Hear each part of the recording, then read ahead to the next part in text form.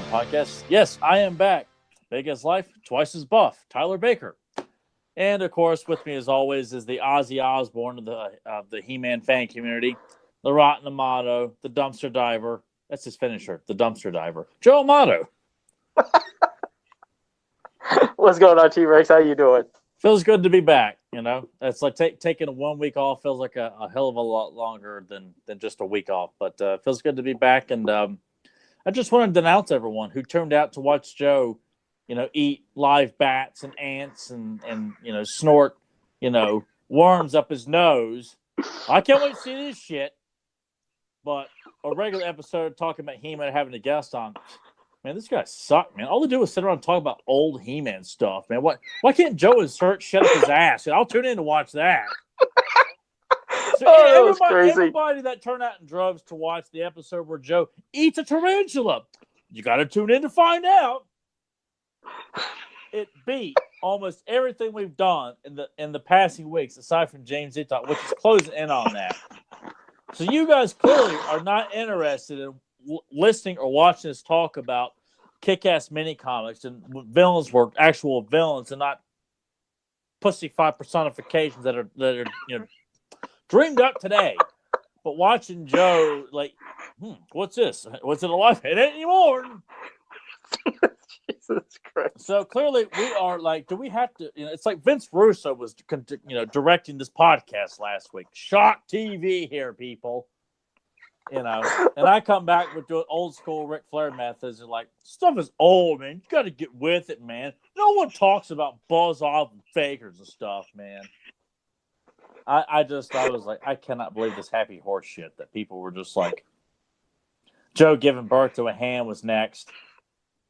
And out of all weeks, and like I said, out of all the times not for you to be on, because as much crap as you guys give me about the garbage I eat, and then I was like, hey, I'm finally going to eat some crap. And that was a coincidence. It's not like Tyler. Just want to let you guys know, Tyler didn't bow out because of that. He just he had family stuff he was doing. Family stuff going on. And I'm like, I wanted to take time off to not stress about making sure I'm home by a certain time. And Joe's like, this is a prime opportunity.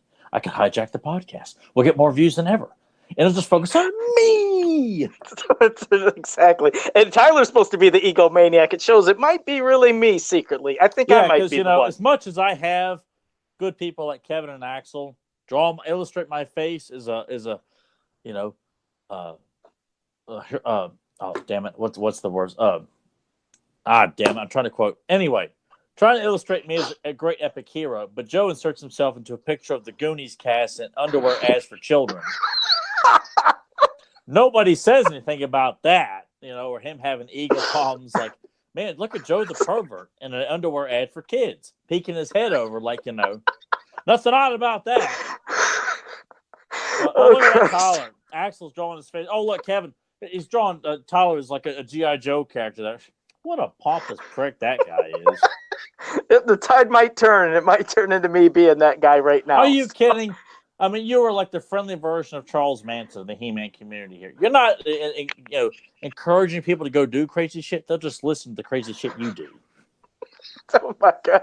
Well, good to have you back. I wouldn't be surprised if somehow Quentin Tarantino gets like whiff of the power of Joe Amato and inserts Joe's face digitally onto Charles Manson to like Once Upon a Time in Hollywood. So that shot of like Charles Manson waving at Brad Pitt, it's Joe Amato's mask, wearing all the venom. Yeah, and last week I had that special one just for a short, period of time, and it showed my mouth, and for some reason, it's like this. Well, it was a cheaper mask I did, so it was like showing half my side of my face, but you couldn't see nothing. You just see my face. And Zen Brown kept saying, "Fix your mask, Joe," because it was showing more. But I'm back to this now. So the only time you'll ever see what Tyler has called the Kane mask is if I guess I'd ever eat something crazy again. So I don't know. I don't know. Which I'm sure will not be too far off, people. I was like, I don't know what's left. But first, let's acknowledge everybody that we have in the chat room, and I'm going to try not to miss. Oh, wait, first, yeah, okay. We got New Adventures of He-Man. We have Zentron, Curtis Ackerman. David Clark's joined us live. That's been a while. Motu fan number 1, Grimbot, Adam Gabbert, Zen Brown. And I think I got everybody, but now I'm going to click what you guys always say, hit live chat, because I missed a ton of comments and I think even questions last week, Tyler, when I was doing it. I thought I had everything right, and I hit it. It refreshed, and I lost, I don't know, about 20 comments. So that's why I'll try to at least do this to keep up. And of course, we have Nathan that's in the chat room as well. He can, I guess, watch our backs in case we miss something. Well, you'll have to tell me because I can't see any of it as always. So if we miss anything, it falls strictly on you. So yeah, no, it would. And also JSP just popped up, and so did Lacey Dean. So thank you both for joining us as well. But before we get into the main topics, because like I said, we'll be discussing a comic where this comic, it's had some weird, interesting parts. As a kid, it actually hurt my head because I didn't know what was going on at points, which I know Tyler probably already knows what I'm talking about. You're going to have to explain it better because it's been years since I've read it. I looked over it again, and it still is just one of those things. Like I don't. All I can say is like Blade and Sauron are in it, and that's all it matters to me, and that's all that stuck with me as a kid. Remember that. Remember Blade and Sauron, because it's something we'll bring up later. But we'll be discussing that issue 10 Star Marvel comic called Courage. We're going to do a commentary for Rise of the Snake Man episode 1. And we have other things we'll do. But first, just want to mention everybody that Snake Mountain, it did get funded, went through 100%. They even extended the deadline to tonight. So you have to midnight. In case there was any last minute fencers, on that fence ready to jump, you got to, I think, midnight tonight or something to put in a pre-order. So they at least they met their goal. So that's great for everybody that did pre-order and they can get it, because that would have sucked for them if it didn't get funded and they wouldn't have got a Snake Mountain. I mean, I know not everybody can afford it, but for those who can, that is great. I guess. It sounds like, no, I don't. I'm so indifferent to it. I read, I guess, like the answers regarding, like, Super 7 does like this Q&As for He-Man.org. And one of the questions was asked, like, will we be seeing like an announcement of like new figures, coming up, with San Diego's not too far away. And the response was Snake Mountains are sole focus right now. So it sounds like don't expect any kind of reveals at San Diego this year. Yeah, it'll be interesting to see if there's something. Be nice, but you're right. I guess they are going to be focusing on Snake Mountain. And David Clark did just let us know one thing. He said because there was some crazy Google outage today that they're extending the pre-orders till tomorrow. So there you go. And thank you for that, David. I didn't know that. And also, who else just popped in? Jason Cowley. Thank you for joining us. Yeah, everybody was saying it's extended tomorrow morning. So I had no clue. And I think the only way I found out was when we were getting ready for Fans of Power. Didn't Nathan mention something to you about some kind of weird Google outage? And we didn't know if we'd even be on. Yeah, he said there was something going on concerning Google. It was kind of throwing off all kinds of stuff. And that meant that whether or not we can be able to do the podcast tonight. So I'm sure Joe would have probably, pulled a trigger on himself if we couldn't do it tonight, or threatened Nathan, or this is all your fault, isn't it?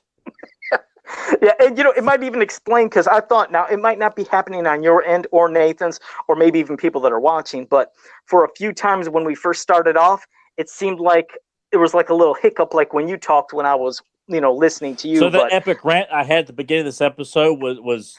Well, that might have been just on my end, hopefully, because I have, again, a slower, modem speed. I don't know. I have bad. How is it your technology seems to be prehistoric when Nathan has updated your technology? Your actual handheld technology is up to date, and somehow it's just like you're linking it to an RCA camcorder using duct tape and paper wrap tubes or something like that. I don't know. It might be. I don't know. I'd have to check my internet provider to see what speed I have, because I know I don't have the fastest. Is it like the speed. internet? Is it like Homer Simpson? Is providing you the internet.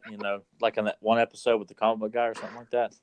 Yeah, you should hear. I have the AOL dial-up still. No, I just don't have the fastest. I bet you do. Eventually, I would not be surprised if Joe has to wait and wait and wait, and then AOL. Instant Messenger pops up in the corner and all kinds of stuff like that. Could you imagine something horrible? That would be bad.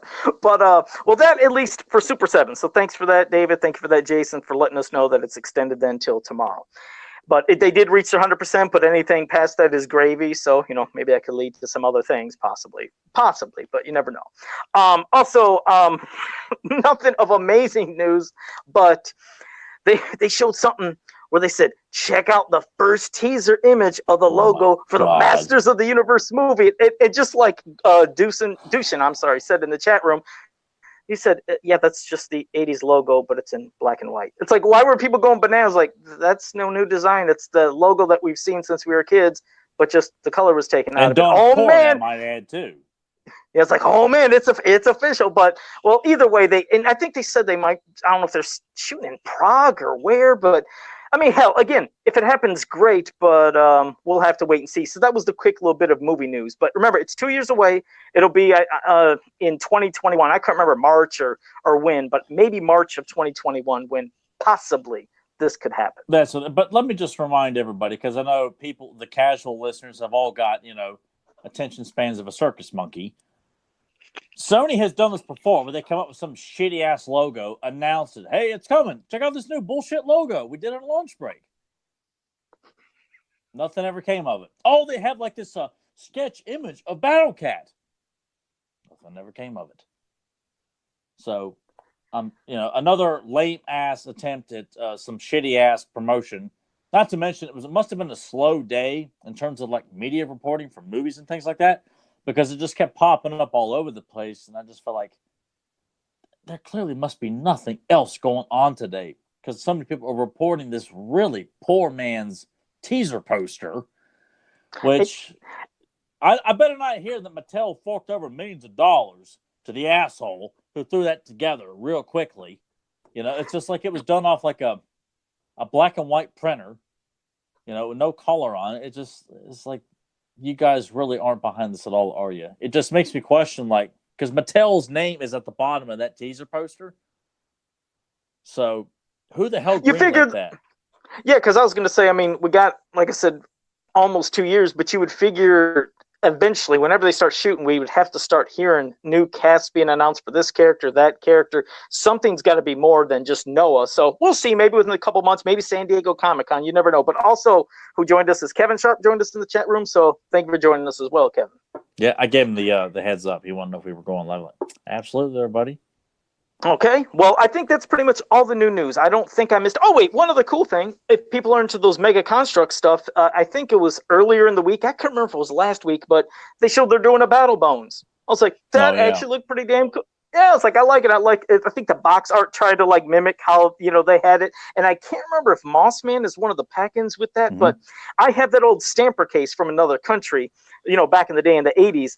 And Mossman was a pack-in with the Battlebone stamper case. So I don't know if that was like an homage to that or just a coincidence. But hell, for people who are into Mega Constructs, they got a lot of things going on. It's kind of cool to see that. See, why is it that Battlebones packaging looked more interesting than that shitty promotional art concerning the hypothetical He-Man movie? I ask you, Joe, why? Kevin? Kevin Sharp, you're in the business. Why does that Battlebones box look like a serious ass kicker compared to the, it's like something you'd find like on the school bulletin board, in the hallway. Hey, don't forget this Friday. I'm glad you brought that up about a box art. First, two more things. Tags Media Animation and Teresa Gams, who's Lillemeyer, has joined us. So thank you both for joining us. It's the first time she's been in here.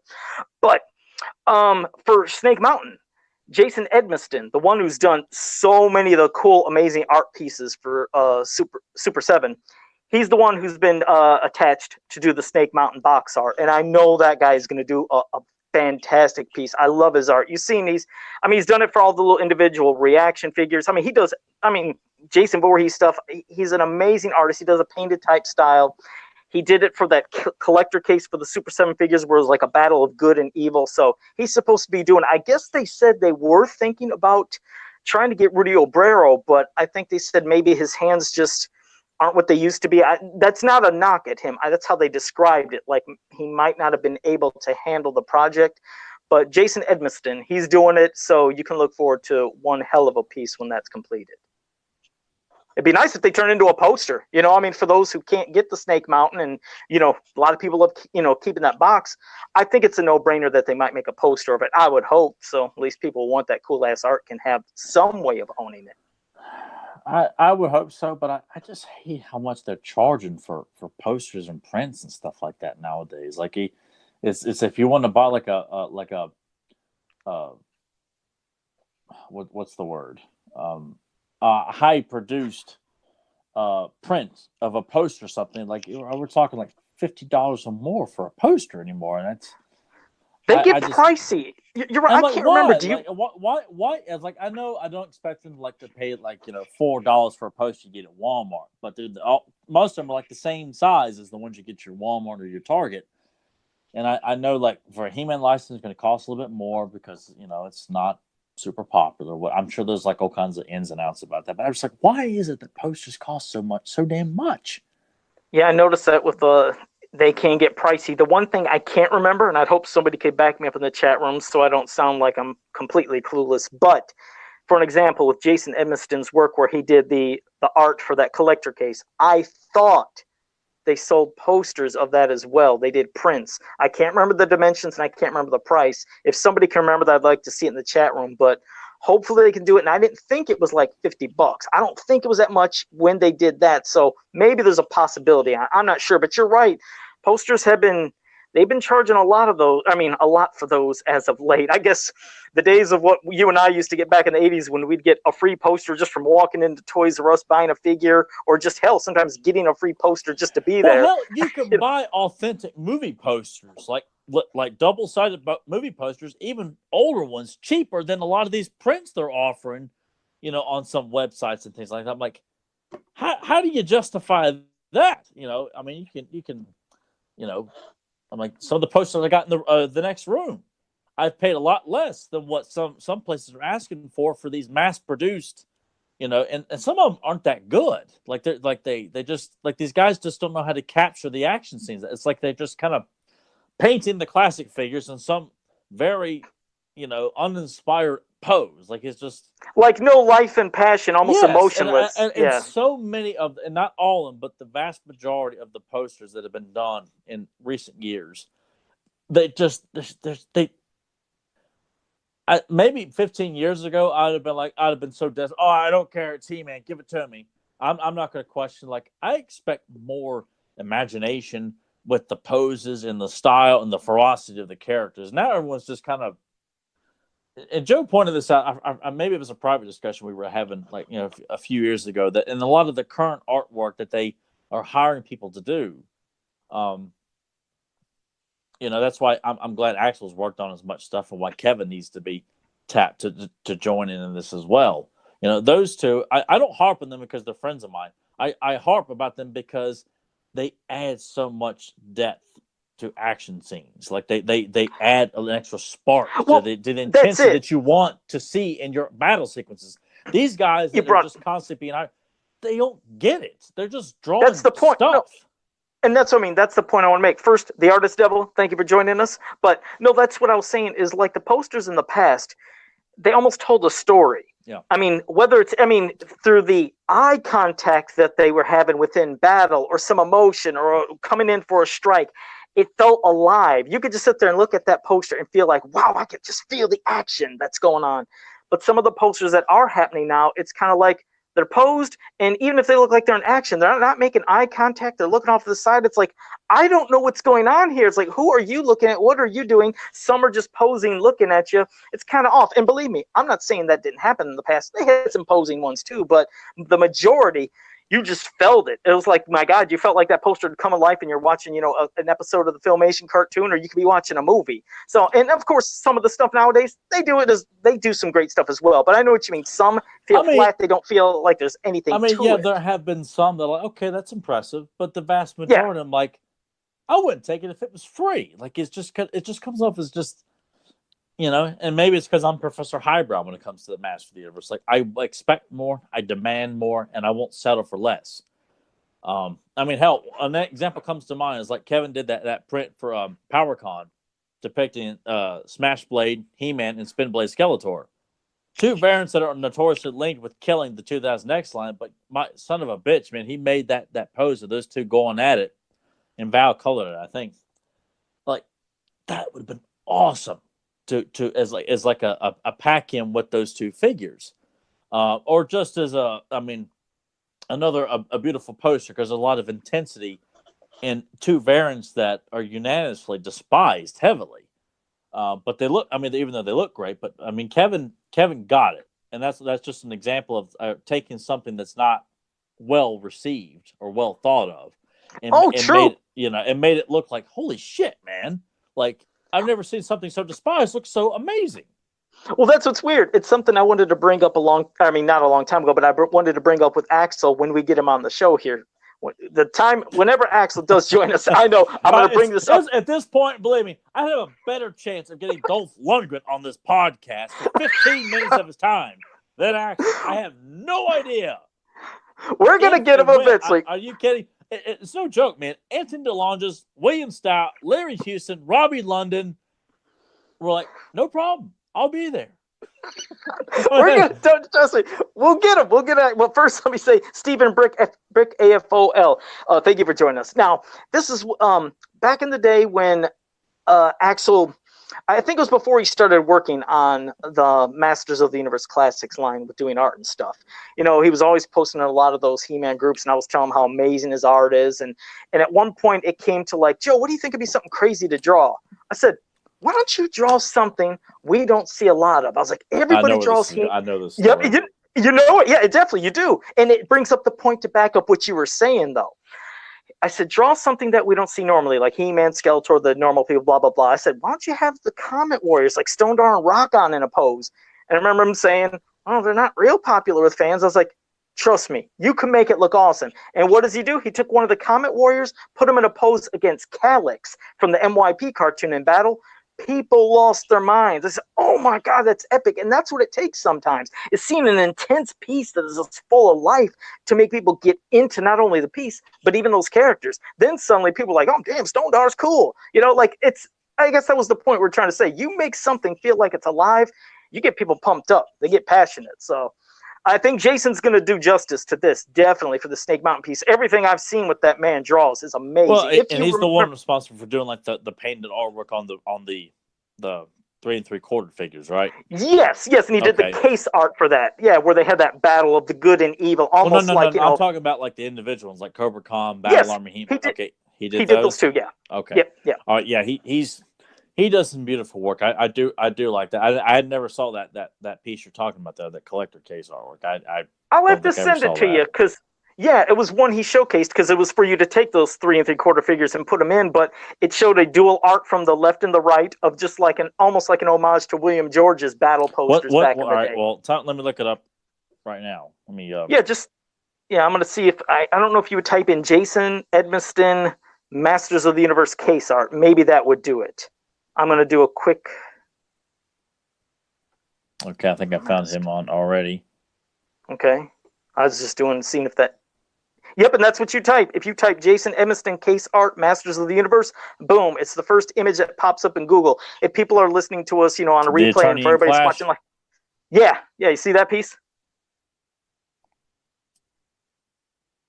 Like they have Man-at-Arms pointing at Beast Man, and you see He-Man and Skeletor getting ready to go... Yeah, that's good. That has like a classic old school feel to it. Yeah, it does. And yes, we know there's not as many as like on a William George piece, but they were just basically probably just showcasing the main characters they wanted to. But hell, it captured it perfectly. So I can only imagine what he's gonna do. And the thing is, I've seen other things he's done, like like I told you, Jason Voorhees art and other things. He has a really intense look when he gets really detailed with stuff. So I have no fears of what he's going to bring to the Snake Mountain. So, again, I hope that they offer posters for those who couldn't afford Snake Mountain, like me. And I'll buy a poster. I'll buy a damn poster, though. You bet for me, it's not like $125 or something like that. God, man. I don't think it'll be that much. No, but they do sell posters that much, though. I mean, they do. Yeah, and that's what bothers me because I mean, there's some stuff like.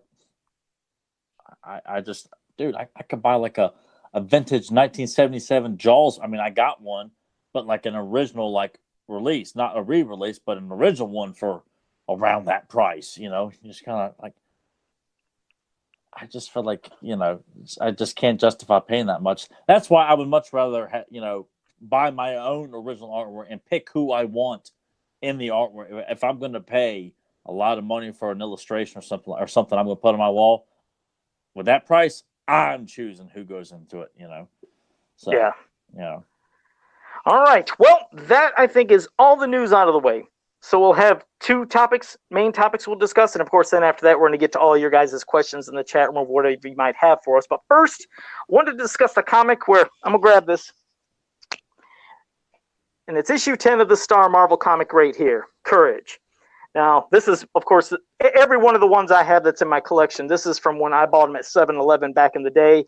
And after I read them, I mean, I tried to be so careful. There's no wrinkles, no nothing. But this one, I love the art. And this is for everybody who says we love everything in the 80s and we only knock the new stuff where there's stuff that's new that I like. Do you get much of that, Joe? Like, do you get private messages of people saying, you know, well, sometimes they say it seems like we might completely hate all the new stuff, which we don't. I love new stuff, and also I can hate old stuff. And that's the thing. We cover things that might not be that great sometimes, whether it's from now or the past or things that might come. This one was just weird. I love the art, but okay, we were talking about that whole thing where you said Blade and Sorod at the beginning, because in this comic, Man-at-Arms is talking about like some kind of new like radar device that he has that he invented. And he's flying in the Wind Raider with Teela, and it's Adam and Orko, and it's all four of them are in there. And then suddenly they get shot down out of the sky, and they get shot down by Blade and Sorod, who address each other as Blade and Sorod. Somehow during the separation, at one point of all the characters, Man-at-Arms is away from them and is caught in something that looks like a spider contraption that Sorod has, but it's not. I don't know if it's supposed to be Spydor, but the thing that really confused me in this whole thing is you see Sorod use like his spark mist. At first it sparks, but then he upgraded it, and it knocks Man-at-Arms out to where it puts him in some weird kind of like sleep state or whatever it's supposed to be. This is what it's supposed to be happening. In the next panel, you hear then He-Man or Adam addressing Sorod as Cobra Khan. And Blade is addressed as Webstore, and Webstore pops up. And I'm like, and that's why I hope Grimbot shows up, because I don't know if James Eatock might own an original, but I was like, did they get confused when they were writing this? I mean, did they start off with Blade and Sorod, and then it got switched to Webstore and Khan, and they were addressing Sorod at one point like about like a snake guy, like they were addressing him as he was a snake warrior. And I remember as a kid thinking, I guess Sorod kind of looks like a snake guy. But then in the next panel, they're talking about Cobra Khan. I was like, Cobra Khan was not in this issue. And Webstore suddenly just appears and Blade ain't there. Do you remember that? Because it had me just blown away. I didn't catch it as a youngster when I first got it. I just looked at the pictures that helped tell the story. And then, and it wasn't that memorable, so I never really went back and looked at it that much. It was years later, that's when I found out that obviously, when they were writing it, they were using Cobra Khan and Webstore, and then they're like, "Hey, let's use the movie characters in this book," you know. And that's kind of how I took it, is that it was a last minute switch to give some extra publicity to Blade and Sorod since they were the new characters at the time, and they just never got around to fixing. I mean, like why you see Squeeze as a member of the Evil Horde in like issue 9, I think, or 8.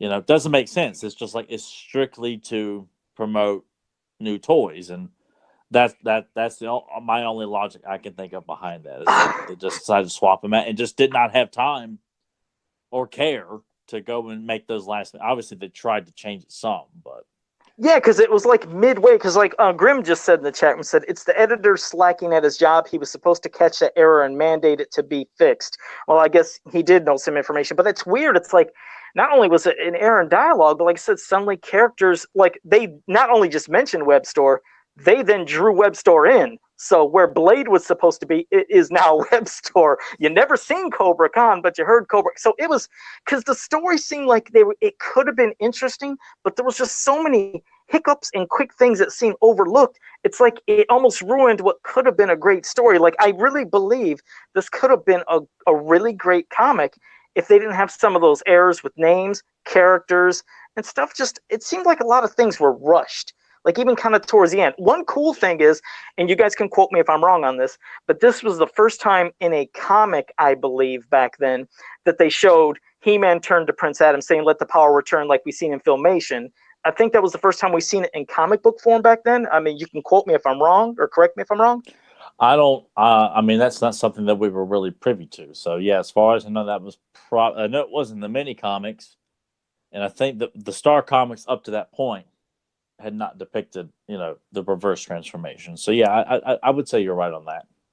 Yeah, so I thought that was at least in this stuff. Maybe in the UK annual or some Argentinian, something that I'd pull out that would drive you insane. And you're like, oh god, colored pink, and Cobra Khan is teal blue, and He-Man has got brown hair, and people. I think I found Wondar in this one comic book here. Like, no, asshole, it's just He-Man with different colored hair by accident.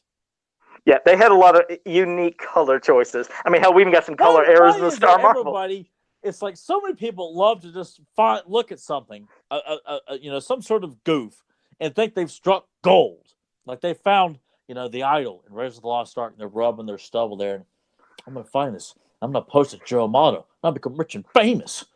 And it's like, that's just an editing error, guy. I'm sorry, but there's nothing more to it. And the guy just jumped out the window. And that's just it. Yeah, but this one, they had, as you've seen, that was the Mind Beast that was on the front of the cover I showed you. Which doesn't look bad on the cover, but and Joe says too, like there's some of the artwork in there, like there's a shot of Skeletor doing this, kind of looking to the side, like he's being triumphant, and his face is just drawn so poorly. Like that was one of the things that stuck out to me as a kid. Like, what the hell's with Skeletor's face in this one panel where he's standing triumphant? I think he's got Man-at-Arms prisoner in the scene, but his face is just kind of drawn like all mangled, and not in a cool way. It looks just like a mess. It's it's unfortunate that these Star comics, not all of them got this treatment, but sometimes you just kind of feel like these guys were just, taking a dump. All right, move on down to the next one. At times, like they didn't treat these books with, and I know like they did, Thundercats and Silverhawks under the same brand, along with like, Heathcliff, I think Care Bears, Droids, I think, and the assortment of some other books. But I can't really recall if they made those kind of mistakes in Thundercats and Silverhawks. I've got some of those books, but some of these He-Man books, I mean, it's just like they just, I think of like when we discussed issue 2 and they get Skeletor with the Terror Claws, he's just wearing purple gloves. But they're not claws at all. They're just purple, and he's just. I remember bringing that up. It's in the first issue. The first issue, isn't it? It's the first when he was burrowing, yeah, Grayskull. Oh, yeah, okay. And I thought, God, just things like that. You just kind of makes you feel like, couldn't you guys have just paid a little bit more attention to it? Like this, that's why it's times like that when you feel like guys like Earl Norm and William George and Rudy Obrero and Larry Houston and the Mark Texeira and Bruce Timm, all these guys, like they may have not had a major connection to He-Man, but they all like sword and sorcery, and they put their heart and soul into this stuff and made it epic. And obviously left impressions on us. And you just felt like these guys who worked on the Star comics just felt like it was just fluff to them. Like they didn't look at it as like, I had no real connection to this, but I like Conan and I like sword and sorcery. Or Frank Frazetta paintings, like we could do something. There's something we could do with this here. We could add that texture and feel to these stories for kids, and they love having people fly. I can't say that enough. Yes, like there's Scareglow and Skeletor in other issues. I think like the one with the Meteor flies. Mosquito, but because issue 2 with the Meteorbs, I believe Skeletor's flying with all the evil Meteorbs, and in the issue where they had Scareglow, I see him more as a hovering specter, but he's flying with fists out, I think like Superman, this certain way, but I guess they love the flying thing. But also, Anthony Albanese and Sportimus have joined us, and thank you both for popping in as well. We got a good turnout here. Yeah, a lot of great people in here, and they're having some good chatting back and forth, so I look forward to their questions later after we do our commentary. But no, this comic, like I said, the premise of the story was interesting because you hear that obviously Man-at-Arms is supposed to be like in some kind of, let's just say, a deep sleep or a coma or whatever, and they have to get some kind of like item from the flying city of Helios, but they have to go through this maze, and Adam was going to go through it because he felt like he wanted to prove himself to Teela. She knocks him out. Of course, then she goes in, but Adam turns into He-Man. He goes in and he fights the Mind Beast and beats it and gets this gem. But you find out when they get back to Castle Grayskull, because when Man-at-Arms is there, he's with the sorceress and with some kind of like doctor or like somebody that's standing over. Well, this doctor ends up being Skeletor. I don't know. And then the robot and Man-at-Arms ended up being a robot, and the real Man-at-Arms is in Snake Mountain. But I was like, some of it felt weird. I was like, okay, how did Skeletor? So I guess they rushed it. And it's like, oh, he impersonated this famous doctor and is now the doctor, but the sorceress couldn't sense it was Skeletor. And damn, I wish they could have just did some tweaks. This is something that if could be rewritten, I would love to see it done in a different way because it had a great premise. Like I said, it is kind of fun. It's kind of all over the place at times. And I probably would have kept Webstorm and Cobra Khan because as much as I love Blade and Soul Rod, I like the idea of using those guys more and more as a tag team. And I would use Blade and Soul Rod as a tag team as well. But I would, if someone were to, ask my thoughts, like, okay, I would make sure Webstorm and Cobra Khan stay in as like the main, two evil warriors, just for like, fun and familiarity. I like the, the Brain Beast. Is that what it's called? Mind Beast. Mind Beast. Right. Yeah. Yeah.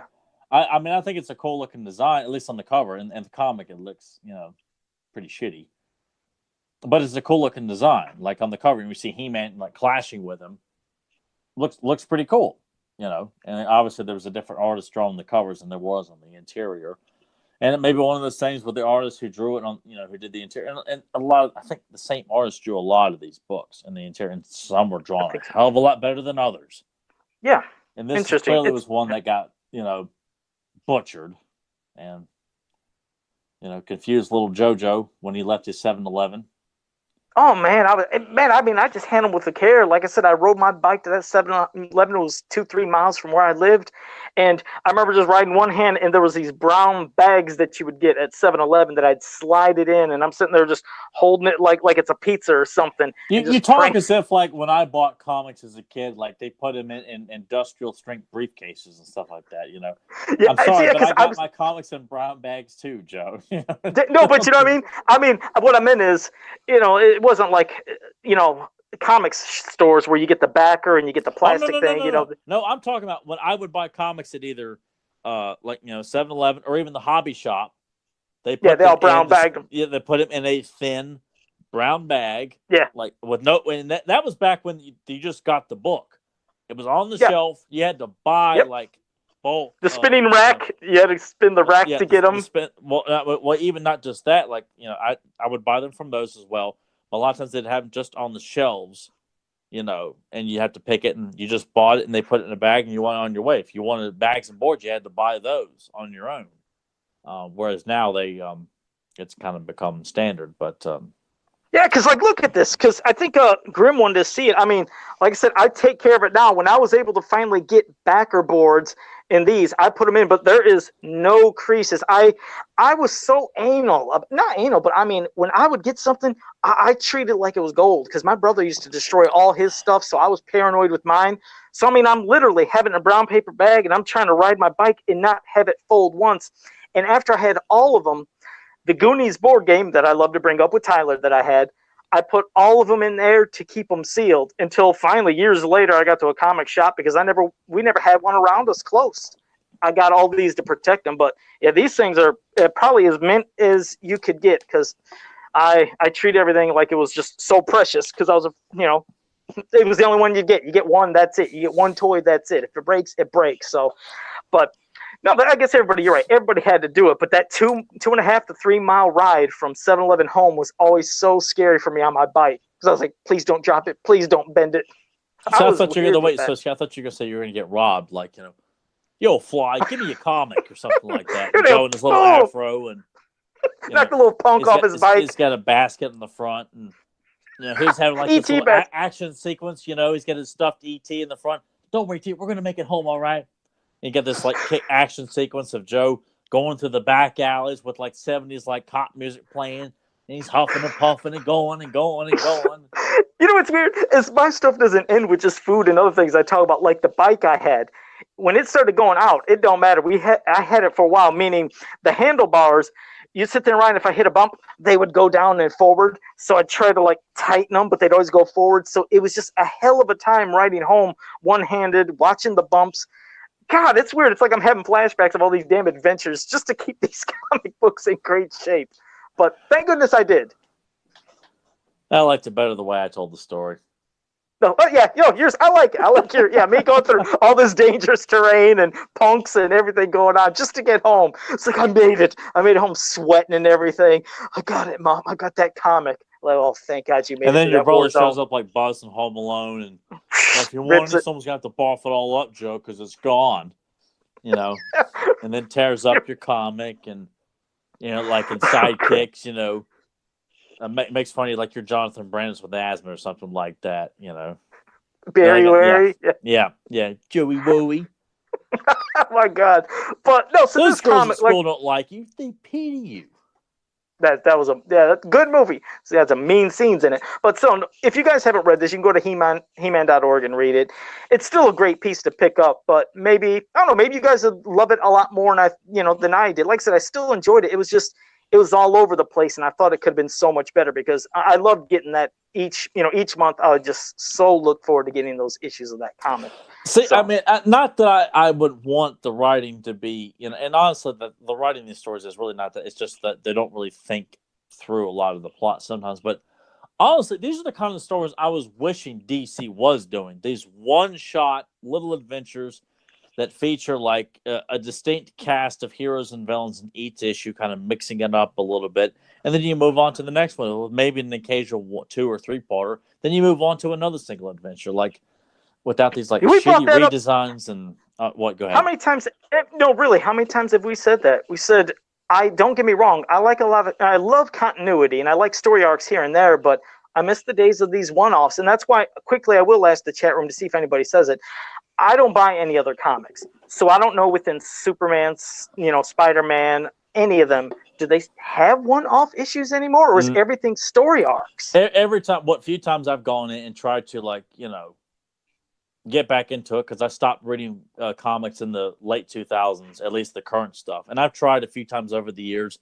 The artwork's either ugly as sin, the stories don't make any damn sense because they're telling these convoluted story arcs that are part of this multiverse or this parallel, storyline, or in this one, or it's just like you just can't jump in, pick up a single issue of Superman, is going to knock the hell out of Brainiac because Brainiac tried to steal, the president's mind or something like that. It's a simplistic thought, but it's a one and done story, and you move on to the next one. Or Spider-Man is going to take down, the Vulture and Mysterio. They teamed up in this issue. They're trying to break into the, Fort Knox this week. Peter Parker's on taking pictures and takes them out in this one issue. You move on to the next one. Like those days have been gone for what seems like, I mean, a long. I miss it. Time. I really do. I do and too. Really, and just this, and what's bad too is and I'm sure there are people who are currently reading comics. I think we're full of shit on this kind of thing, and enjoy a lot of the current stuff, but. Most of these things, it feels like they don't really lead anywhere. Like, where's the payoff? That's what I mean. Where is the finality? At least in the ones we read back in the day, it had that beginning, middle, end, and bam, you feel like, oh, they accomplished this. This one, done. This was done. This was done. Now, again, yes, you could still have those one-offs while giving nods to, yes, they understand the continuity going on in this universe, but I don't want to feel like I'm going day by day, issue by issue into this whole event that's never going to have an ending. It just feels like there's no satisfaction at the end. Like I said, it's a story that doesn't justify being dragged out for 12 to 24 months. I mean, some of these stories could have been wrapped up in 2 or 3 issues, and that's what kills it. Is that a story that's not that interesting to begin with? Now you got to figure out how to fatten it up and stretch it out so you can get all your lame ass variant covers and just continue to drag this out for someone who clearly doesn't have much knowledge of the character or really much interest because his views are on trying to get to another book or just is so glad to be doing it. He'll just kind of do whatever. But I just I really wish they would go back to, and I'm sure, they have their reasons for not doing it. Probably not very logical. And I'm sure most. I hope it could change. I hope at some point at least they can give some one-offs. Do your story arc here and there, like you could have then 2-3 issue story arc, but then next 4, 5, and 6 issue after that, it would be one off, and do another story arc. And yes, they could still acknowledge, like, yes, this from back in issue 17. Like, we understand that, yes, they know what has gone on. They're acknowledging it, but not just the constant thing. Because I think that's what got me out of when I was reading some of the Masters comics a couple years ago, and it went on for, I don't know, it felt like 13, 14 issues. I might be exaggerating. I don't know which DC one it was, but I thought one went for like almost a year, and I was like, hell, they all sucked. Well, that's what I mean. It just felt like it kept dragging on, almost like Grimbot said, but it did. It's like there's no action. They're just talking and walking, and there's 1 second where they did something, but you got to wait to the next issue for something. Like, I can't do this no more. So again, for those who love that, that's great. But hopefully, we'll see some one-offs again return. But well, I mean, we look back at how comics were done in the '60s and the '70s and the '80s, and even in the early '90s. Like, there may have been a story going on in certain books, like, they have, like, Gang War and Amazing Spider-Man, or, the Civil War on Cobra Island in G.I. Joe, where it's going over several issues. But, also, once that story is done, they go back to telling you individual issues here and there, just like in the early 90s. Like, I think of, like, when Mark Bagley was drawing Amazing Spider-Man, before, like, Carnage took off and all that stuff. You'd have an issue of like Spider-Man and Black Cat team up to take on Scorpion. Then you move on. It's just completely like throwaway issue. May have a few like kind of, snippets of something leading to something else. But for the most part, it's a fight with Scorpion. That is the issue. And I just felt like it worked for so long for Marvel and DC, and I just like, I'm sure Kevin has an idea of maybe something about that. I love to pick his brain about that too, about why they just have no desire to just do, your one-offs. And He-Man works great, I think, as a one-off story. Plus, doing one-off stories allows you to, all right, well, this week, we're going to focus on He-Man team up with Fisto, and it's going to take on the tag team of Jitsu and Clawful this week. Or in this issue, it's just Buzz-Off and Mechanic taking on Webstor and Cobra Khan. A race against time to stop them from stealing this jewel from, the Andrinas or something like that. Just, God, there's so many possibilities, and people just like, you're not in the business. You don't know how to make right decisions. You're like, what the hell do you know, fanboy? So well, maybe, like I said, maybe one magical day something will change and we can actually get some someone will hire to some one-off. me, and I'll get to work with Kevin, and I'll get some damn credentials because Joe's had to sit here and listen to me, praising my own ego here. That would be tremendous. You're all right, man. But okay, well, that's that for now. Now we're going to go into the part where I'm going to pass it to Tyler, and after we're done doing our commentary, then we'll get into any questions. And I might have missed a bunch already, so if you did have questions, remember, after we do our commentary, pop them up again, and we'll answer any of those. But I'm going to pass it to you, and I'm going to get my other headset so I can listen a little bit to this while we talk. All right, we are going to be doing commentary for Season 2 of the MYP series, Rise of the Snake Man Part 1. I have no intentions of asking Joe if he wants to do Part 2, because Part 2 is like a bad wrestling pay-per-view in terms of build-up.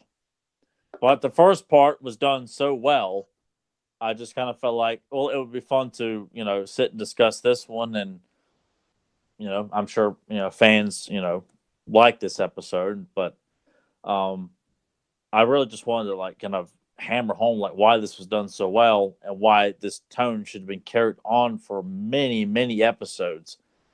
And I just could not figure out why they just decided to just book it like a shitty wrestling pay-per-view. I cannot tell you like how furious I was when this first aired. This first part, I was ready to just explode with enjoyment, and when that second part aired, I was like, what the hell did they just do? Like, this is shit, man. It's just terrible. All right, well, let's just jump into it here. So, all right, well, tell everybody what to do. What were you saying, Joe? I'm sorry. No, I was going to say, make sure you tell everybody what to do if there's any links. Before that, concerning when I was like pissed off about Part 2. No, I mean, I was going to get in depth, just wondering why you were so pissed off about Part 2, but no sense of getting in that. I'll just say briefly, because in this episode, the Snake may come in as about as big a threat as we've ever seen in the series so far, where they take out Skeletor and all the wars done. They are gone. They should have stayed gone the majority of the season because they said the Snake Men are going to be the sole focus of Season 2 for the most part. Well, in the second part, they come in, Skeletor and everyone comes right back. Merman's brought right back to you because they said someone's going to die in this season. I thought it was going to be Merman, which I thought that's a ballsy thing to do. Kill off one of the prominent evil warriors. Like, kudos to that. You had the guts to do that? No, he's brought right back. Zodak whips his ass and throws him down into the abyss below Castle Grayskull, and the Snake Men jump in after him, like pretty much like committing suicide, even though they live. But it's like, well, they're no longer a threat. They got their ass kicked in the next episode. Why should we give a shit anymore? Oh, shoot. Well, I got you. No, now I got you. But, all right, well, you tell them what they're going to have to click and what to do and how we'll hit this up. All right, well, it's on YouTube. All the episodes from MYP are available on YouTube for free. I'm assuming I'm using the one that Joe's using, the one that Nathan put in the description. It's the first one that comes up when you look for it on YouTube, Rise of the Snake Men Part 1. So I'm going to count down 3, 2, 1, action. And when they said this was coming on too, like I was nervous because I felt like Squeeze and Snakeface weren't going to show up because they were part of the last wave of characters. So therefore, I thought that's obscure for these guys. Like they're not going to go that far. Then this is going to be Rattler and maybe Tongue Lasher if we're lucky. Yeah, you know, and Snakeface, always my favorite Snake Man. So yeah, the thought of any of them popping up was enough to make me go bananas. Yeah, along with Kingus. Yeah. And I think at this time, too, like Val and them were doing like the comic book tie-ins, which if you want to know why they did that instead of doing their own stories, check out our first episode with Val Staples where he explains why they just did pretty much, you know, a comic book based on these first 2 episodes as opposed to doing original stories. Yeah, and I remember, God, I love seeing anything new or new characters. And when they showed Z-Lar and then here comes Zodak, but just I love seeing new characters. That I got a kick out of his tattoos, meaning he was ready to go for battle. Yeah, I thought that was a nice addition to the character, even though his character is a bit inconsistent and kind of comes off as more of like a egomaniac as opposed to a great warrior that's, you know, the neutral, like, cosmic enforcer. There's some great moments, but it still feels like there's some work to be done with Zodak in this series. Yeah, but it also led to this shocking kind of thing that you didn't see too often in the cartoon, but they're going to feed him to... Look, in the background, he ate his brother. I was like, wow, that was pretty shocking that they even showed something like that. Yeah, and I that's why at times I'm like, we should have gotten that tone was just never as consistent as I hoped it would have been. Yeah, and boy, they showed Rattler. He looked like a badass there. I love just how he held Zodak. I mean, it's like, wow, they did make him really intimidating. See, all this, like what we're seeing right now, we're seeing like the epic scale of just how much of a menace the Snake Men were back then. Like, that's why it just makes part 2 just looks like the balls have been cut off. They've been castrated right before our very eyes. And I loved hearing Christopher Judge. I'm glad that he was the voice of Zodak because, like I said, I love Stargate. Me and my dad watched it just all the time. My dad is the one that said, hey, wait a second, that's Teal'c. And I was like, wait a second, you're right. It just like it didn't click. And once he said it, I was like, oh my God, you're right. Made him even cooler for me. And I like this crazy vision that he's seen of things to come, you know. And we just see in Snake Mountain more of the snakes coming, what's going to happen to the palace. And yeah, that vision is like, that's a frightening thing that could happen. All the skin coming over that, making a snake. That's pretty cool. Yeah, it's a cool visual. But just over the years, and though, this like right here, wasn't this frightening? Grayskull being destroyed. That was kind of a shocking thing to see, you know, seeing Grayskull just collapse like that. But go ahead. No, it just... I mean, some of the stuff is like I run the risk of going into like nitpicky fanboy like nerd alert where you're like, oh, shut the hell up, like because I don't like seeing people like take away too much and thinking too much into stuff. It takes away a lot of the fun of the things that we enjoy, especially He-Man related stuff. But Zodak's motive, like he just sees something and decides to just voluntarily unleash them. That it makes Zodak look very, very stupid, essentially. Like, I know we need to have a reason to get the Snake Men out, but I felt like that storyline in part 2, like in this, I would have much preferred that the team up of Cobra Khan and Rattler, building them up as they're just 2 members of the Snake Men. They come in, ambush him, and kick his ass to kind of amplify the threat. Like, well, if these 2 can take out Zodak, what are the rest of them going to do? And then you find out in the next episode that, I let them. beat me and take my step, unleash him, so I could like. It's so inconsistent with what we saw in the snake pit, and that's what bothers me. This, and here's Joe's favorite transformation. Oh, sweet Jesus! Hey, don't get me wrong. I don't understand why you don't like this, Joe. This is amazing. Let me just say, I love his other transformations, but I just hate they clink with that damn device. Oh God, I'm sorry. I badass when he holds his arm out and holds it up and retracts it. Badass. I like the one when he was swollen and zoom and it pops up. That one too. Yeah. I think that's the best one of all three of them. It is. And by the way, that's how you do a cool, impactful, powerful transformation. If you're going to upgrade a cartoon, keep that in mind. And even this, hey, as much as I didn't like that transformation just because there's parts I don't like, still, that's how you do it. You feel the music, you hear the atmosphere, you see intensity. That's a transformation. Yeah, I wonder what I'm speaking fans, of. You understand that? You hear that? And also, see, this is new. This isn't the old one, but this is something that can be done properly and doing justice to the original source material without pissing all over. People who want to say that kind of stuff, they're just naive because they're too lazy to check out the old stuff because they're that's old. Well, you know what? You're about as you're at the brain of an ice cube. If that's the depth of your mean way of thinking there. So. Yep. I wasn't a big fan of the CG crap, just to say that real quick, like when they showed that snake. I didn't like it when they did it amazing in the Spider-Man animated series, too, where they would throw in CG with 2D. I'm like, God, it just looks ugly. Yeah, some things just don't work. No, and I've never been a fan of the voice actress who did Evelyn. I feel like she tried so hard to be so devilish, and I'm You didn't like her at all? No. At all? Really? No. Because I got into her. The tone was fine, but like she just really would amplify certain ways. Like, lady, you're trying way too hard here with the evil. Like, I mean, this is I don't want to talk over this great action sequence here. Yeah, because now you're seeing Zodak take care of business. Like, while he might have in the past had an issue, he's taking on Evelyn, Cobra Khan, Rattler, and that's what you like seeing. Cobra Khan off to the side there. Get the hell out of my way. And I thought that was cool. He stopped Rattler like that, and that was cool. I like cool. That trip like that. That was a cool move. Yep. Now you can tell he's been training for a long, long time. Well, he got hit in the back, but either way, he's been training a while, and he got a little bit of revenge from Rattler there. But Evelyn popped him in the back.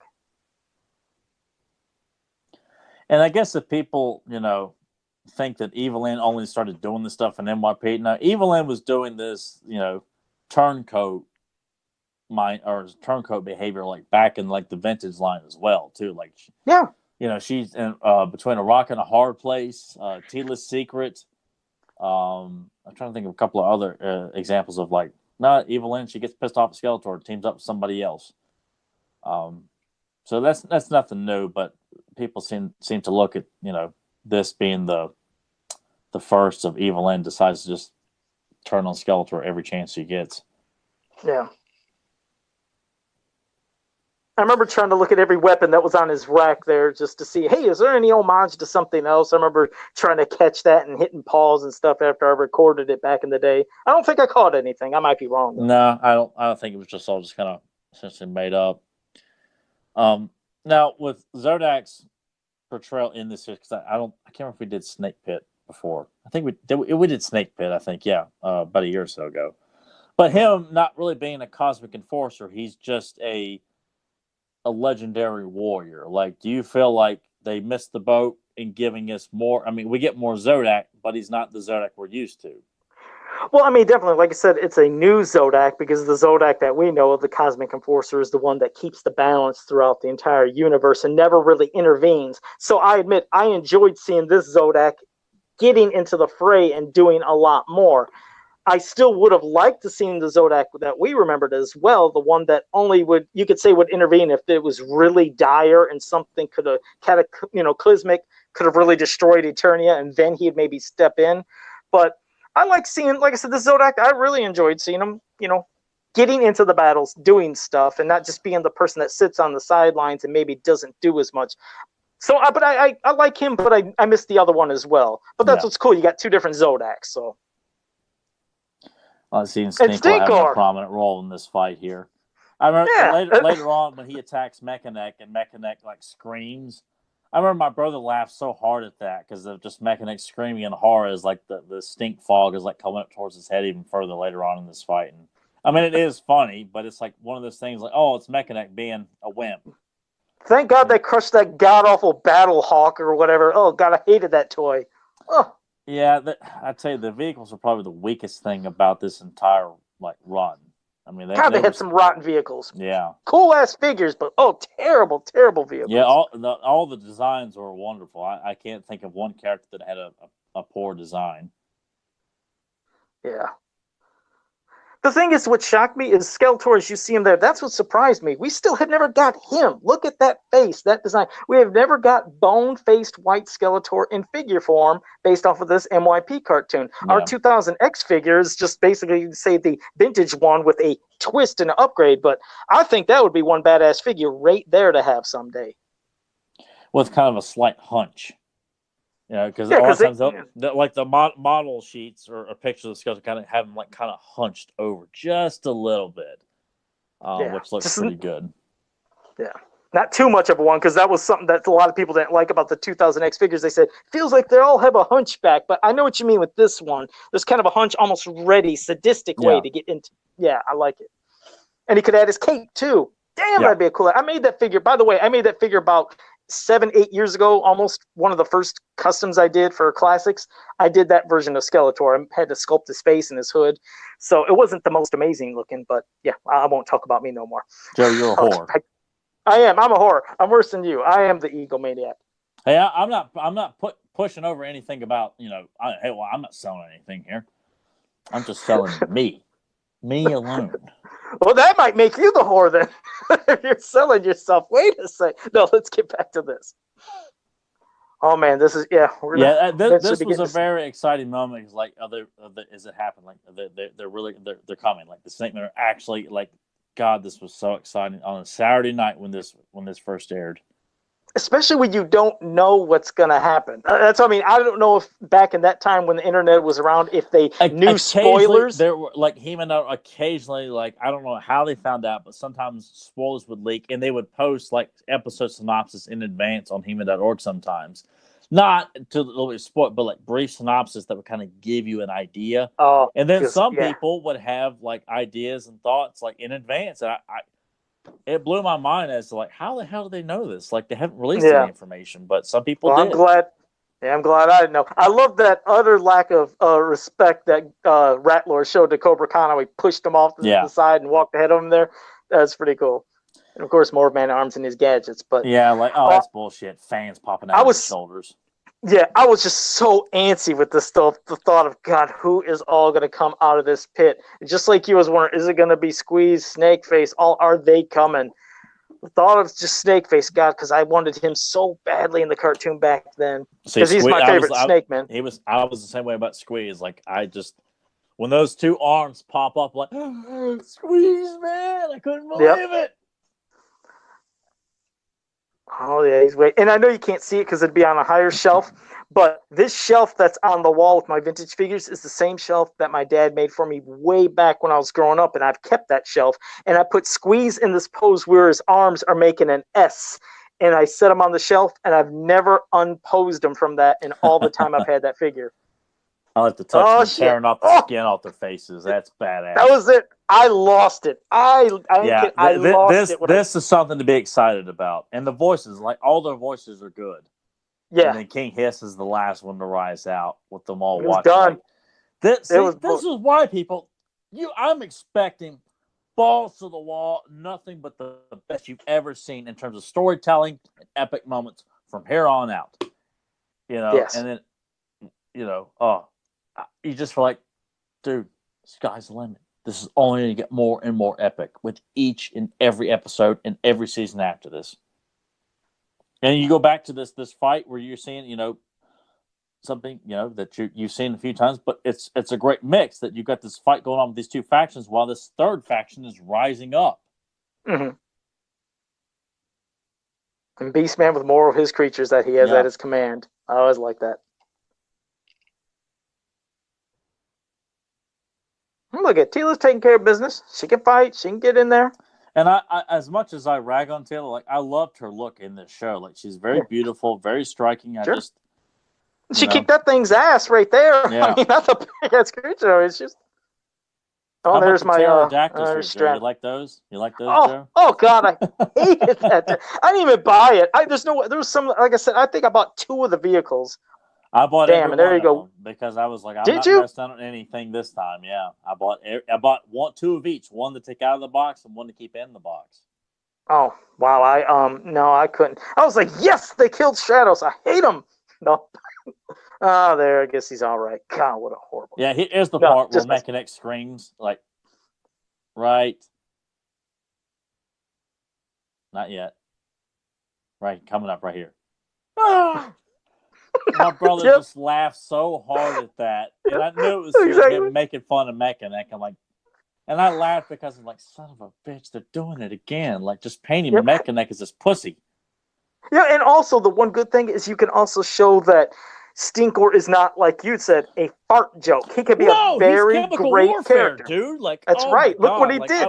yeah, he's a badass. Would you want that? Would you wouldn't want to be into any smell like that? I mean, it's like mustard gas. Your eyes are going to water. You're going to be blind. You're going to be coughing. You can't breathe. That's a hell of a thing to be fighting. I wouldn't want to fight Stinkor. No, I gag easy, so I'd be throwing up. So yeah, like Stinkor, like it needs to be just used a lot more. You know what? Leave it up to me. I'll put him in the story. I'll make him the badass he deserves to be. Yep. Why Filmation decided they felt like they could not include Stinkor in Filmation? Hey, it's Clayface, but he looks like a lava character. No. Well, there's a character Batman Beyond, like the Fantastic Three, that looks a lot like that. Yeah. Oh yeah.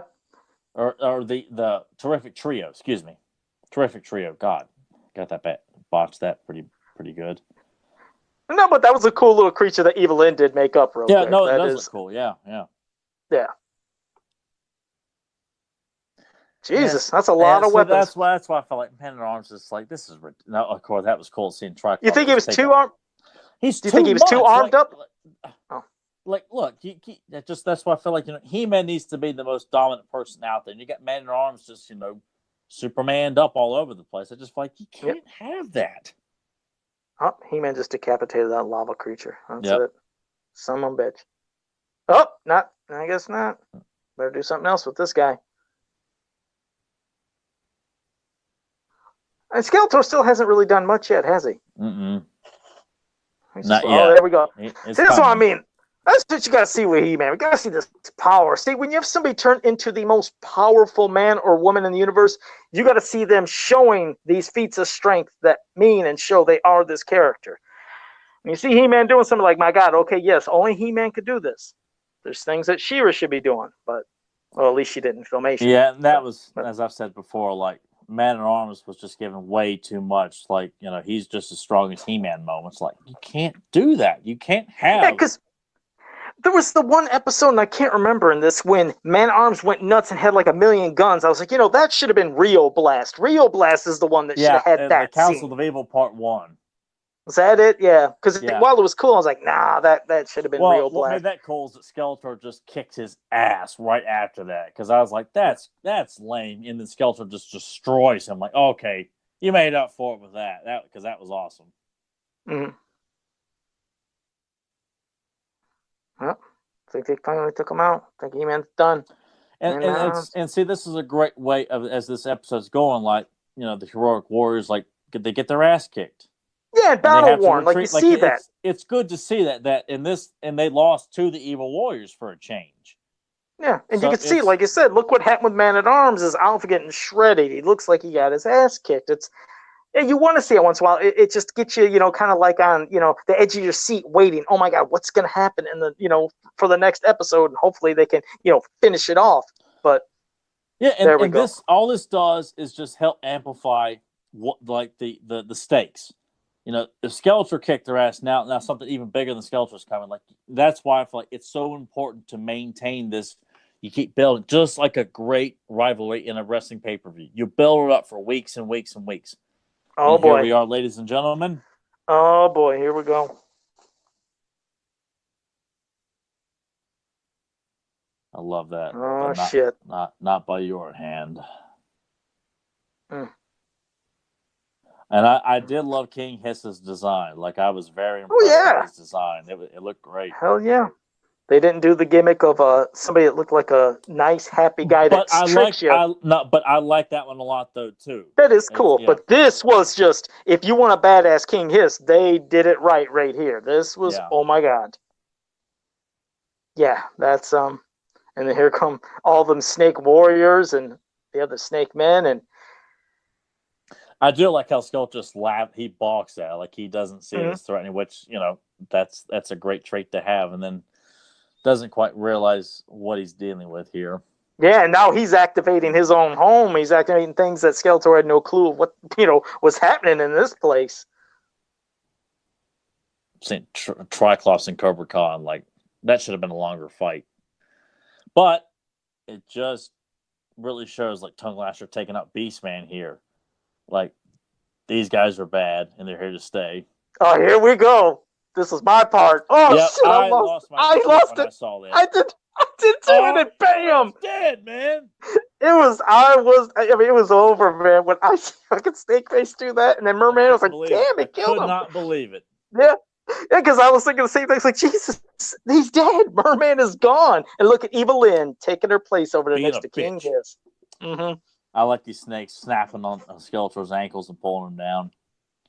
And Snakeface just comes in as just like the Goldberg of Look at that. He's just taking out everybody. It's what I always said. It's like, man, to me as a kid, I always made Snakeface like the leader because I was like, who could stop him? I mean, he's just turning everybody in stone. It's like you said, he's almost like too powerful, but it's still badass character. And it still could have worked, and that's something that in episode 2 they turned him to stone. Like, what the hell were you guys thinking, dude? Like, you just don't have him use it all the time. Yeah. And this is a great sequence here, making Skeletor making bow. A bow. Yeah. Ooh, that's terrible. He has no eyes. And seeing the snake, I was kind of, that's to me when I saw this, I'm like, oh my God! Like, I knew Skeletor wasn't dead, but it was like that's such great imagery of being swallowed alive by a snake coming out of the ground. It was like the imagery is like, I can't believe this. Like, I can't believe what I'm saying. This is absolutely unbelievable. We are set, ladies and gentlemen, for what's going to be the equivalent of a small dying rat after this episode. I admit, at this point, awesome. You're better off watching Joe eat live tarantulas next time as to what happens next after the ass kicker of an episode. Yeah, because I would say as awesome as it was seeing the Snake Man do all that, I remember I was pissed saying, "Oh, come on, man, don't be doing that to Skeletor," because I love my Skeletor, but still, that was an awesome. But he should have stayed gone for most of the series, and then surprisingly comes back by Hordak. Hordak should have been the one to grant Skeletor, exit and escape from Hiss's spell, and in return is expected to unleash Hordak, but turns against him. Like, God, see, I should have been a staff writer on this show. It's like he would have gave you a different story arc for that, but that was that, guys. That was awesome. I haven't watched that in a while, and that got me going, especially seeing the part with Snakeface and a lot of the other parts. That was a great one. Tremendous. Let me pop on badass. Well, now, guys, it is that part of the show where you can ask us any questions you want, whether it's from the comic, cartoon, mini comics, or anything at all. Go ahead, pop it up in the chat when we get to it. And while you're typing that out, I'm going to pass it to Tyler if you have any recommendations of anything or anything you want to say. I would say, kind of keeping in the spirit of what we were just kind of discussing already, like the Horde Golden Book, the hardcover book, where we get kind of a bit of a brief backstory on Skeletor as a student of Hordak, who has kind of this humanoid face and decides to tamper with the black arts without Hordak's supervision, gets a little ambitious, tampers with it, and he gets, the face that we all know and expect. I don't like that origin, but I always thought it was such an interesting story, though, to begin with. And although, like, those books, like, they're kind of depicted in out of order, like that book depicts the Horde showing up for the first time in that book, but then they show up in Teeth of the Secret, which in the book order comes before the Horde. And as a kid, that always confused me. I couldn't figure out, like, well, in this one, he's being introduced to the Horde, but in Teeth of the Secret, He-Man's already aware of the Horde. But it's not a bad story. It's just kind of a fun Horde story. An interesting take on the backstory of Skeletor and the Horde in the Horde's And presence. a very unique look for Skeletor's face. It's not been drawn anywhere like that before. No, and not ever since. It was just kind of one of those things. Like, I'm sure that the artists who did that, like, we need to show Skeletor before Skeletor, and having to come up with this kind of like ape-like, human-like face. It's kind of, I have no idea. Yeah, it's a very it's hard odd, to describe. Yeah, you just would have to check it out. But the Horde from Golden Books, most of those books are pretty good. Some of the stories are kind of, but River of Ruin is another one I highly recommend too. But this week's recommendation is the Horde. Getting to see a little bit of backstory for Skeletor. Artwork leaves a little bit desired, but hey, you don't have to take my word for it. Ah, damn it. Oh, damn it all! There it went, fell flat. You're supposed to have that sound. Shit. Tom's like, I went through all that for nothing. He's like, I botched it. I botched it. But hey, you know what? That's what makes us, the low budget Roger Corman version of a podcast. We have no high production value. We have no, we don't do voiceover work. It's just us sitting in our homes talking about this stuff. Why not continue to validate? We're not trying to be something we're not, So. Yeah, and we ain't going to edit this. Like I said, I mess up all the time, and I like screwing up. That's what I do. I do it all the time. But Nathan, now, if you're listening, you'd probably want to pop in and join us if there's going to be any questions that might be directed at you as well. And plus, you might have seen some stuff in the chat room that I missed while we were doing the show. That's if you heard, and you can pop up on. We'll see. Or he might not. He might just say, forget it. Whatever. He might be watching the NBA Finals right now, watching the Raptors and the Warriors right now. Could you imagine? It's like, we can't even wrap it up. We're trying to go off the air, and we can't. We're like, okay, guys. He might be, like, falling asleep watching, like, bad Nitro matches like this, with his mouth wide open and his hair all poofed up. Because that's what he was doing late last night. He sent me a video of him watching High Voltage versus the Steiner Brothers. It's funny as hell because he was just ripping them apart and said, well, if you do it again, you got to do like commentary for like a Van Hammer match or something like that from WCW. Oh my God, I haven't heard Van Hammer name forever. God. Wasn't he the one with the guitar or something? Am I right? The tie-dye shirt and the blonde hair, kind of like a retro kind of hippie kind of thing. Oh, Jesus. Okay. Yeah. Well, all right. Well, then we'll have to see. I'll send Nathan a text to let him know we're doing questions now. All right. Because then I don't know if I'll have to scroll up to see if I missed any questions. That's why I said if you asked any questions way up above earlier, you have to put them again because it might be hard to find them back. Are people not waiting till we do this segment to put questions in?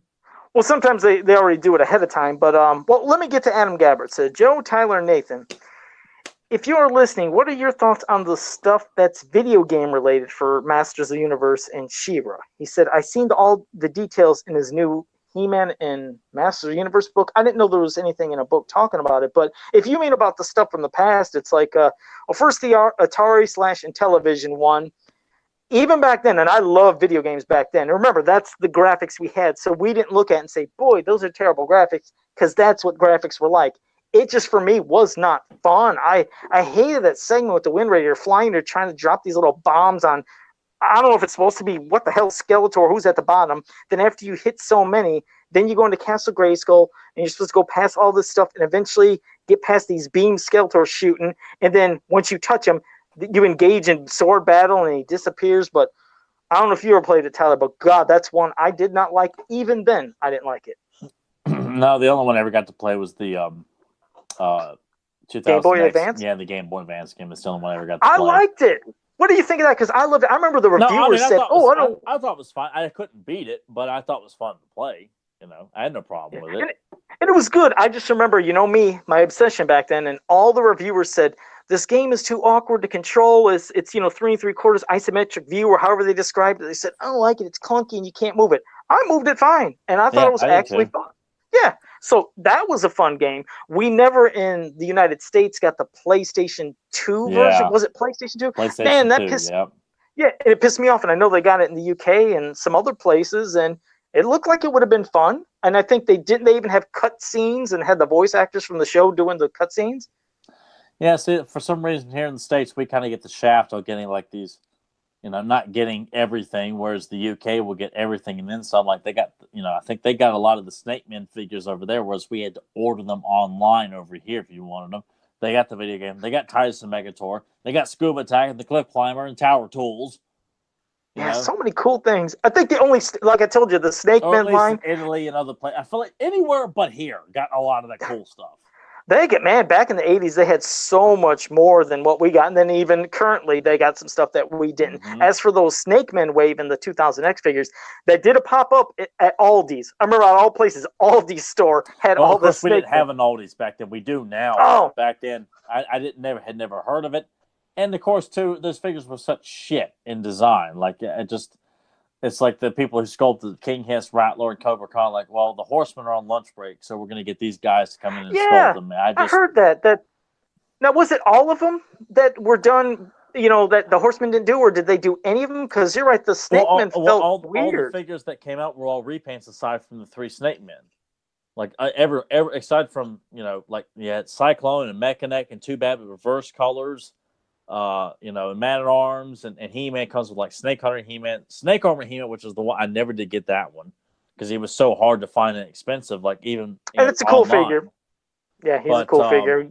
But yeah, everything else was just all variants except for those 3 Snake Men, and they I bought them out of desperation, and I convinced myself they looked all right when they really were not. And they just looked like somebody else had done them.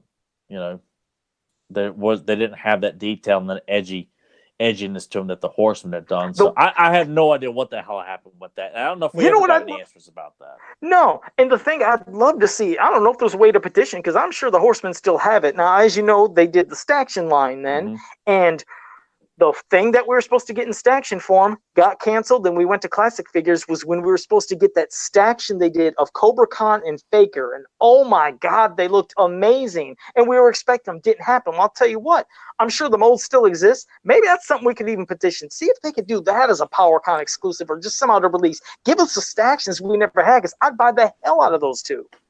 It feels incomplete, you know what I mean? I feel like my Stactions are incomplete without them. Well, hell, I never got Rio Blaster, Jitsu, or Mosquito, or Battle Arm He-Man. I messed out on those last few myself, but yeah, that's the line. Even though I have all my Stactions boxed up, just because I don't like look finally too much on even though the Stactions were a work of art, amazing. But yeah, I would be very interested to see what their designs would be for characters that we still didn't get, like Scareglow, like Ninjor, Blast Attack, Extendar, give us. Of course, Battle Fist came out in that line too, in the Snake Men line, which was I think that was pretty much like I think that was done by the Horsemen. I think that one didn't. It was just that shitty name, good. all because of Kit Fisto from Star Wars, man. Star Wars. I remember reading it. And I remember telling everybody, I was like, what's that? I was like, okay, that's Kit Fisto, but this is Fisto. I was like, he should still be able to be called Fisto. I was like, no, it's got to be Battle Fist for toys, but he be called Fisto in the cartoon. I was like, okay, my head exploded. I was like, I'm done. That's when I first started learning, and hearing all that talk about. I was like, man, I don't know what's going on. But there was a lot of crazy, like you said, legal stuff that made something not be called this because of that. And it's like, oh, Jesus. Well, okay, well, Zentron had a movie quote. Let's see if it's something that you and I can get. It's a catch as a catch can. I'm making a salad. These guys are planning to cook grease burgers for themselves. That sounds kind of familiar, but I'm probably saying it wrong. It's probably from Mel Brooks' History of the World Part 2. No, that sounds like something. I don't know. I guess you're going to have to pop it up. Sorry I'm late. I was no worries, bud. I was watching Mike Enos versus Hacksaw Jim Duggan on Nitro. Holy shit! I was just telling him, like, one of Nathan's like watching like a shitty match on like WCW Nitro and doing commentary for it. You said Van Hammer. You brought up Van Hammer. Yeah, Tyler put in a special request for me to watch a Van Hammer match and record a video later and send it to him. So I'll look in the archives. And sorry I didn't shut that door. So there's the shitter. That's where Nathan takes dumps. So if you I don't take a dump in that one. We got another bathroom. I go take a dump. That's your base. The other one's your base. Yeah. Well, I tell you, Zentron keeps bringing up Friday the 13th quotes. He said it was part 4. Brenda said it. Why don't I remember these crazy quotes? I just don't. Because he's not quoting anything memorable. He's just quoting any random piece of dialogue that doesn't stand out and thinks, I'm a genius. I'm stumping all these guys here. It's like he quotes the line, hey, someone hold the door there. That's not a memorable line in any movie. But I guarantee you, he's sitting there, laughing maniacally, wearing a fake, Snidely Whiplash mustache, I got him again this week.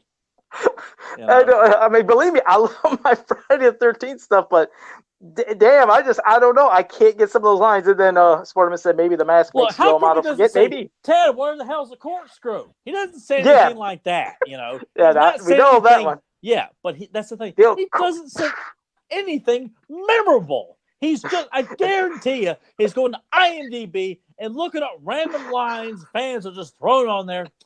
I'll throw that one at. I got him. I got him again. Tyler seemed kind of angry tonight. Is anyone else getting that vibe?